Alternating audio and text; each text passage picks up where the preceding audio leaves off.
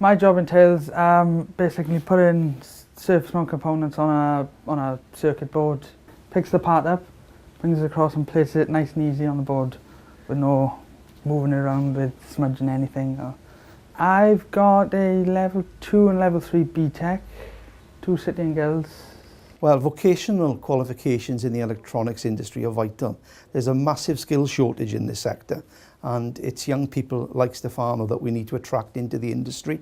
World Skills in Stefano's learning journey was a critical point for him to realise his ambitions. His boss, David, was a judge, and he picked up on Stefano's skill set, invited him for interview, and he had a job. So really that was a life-changing moment for Stefano.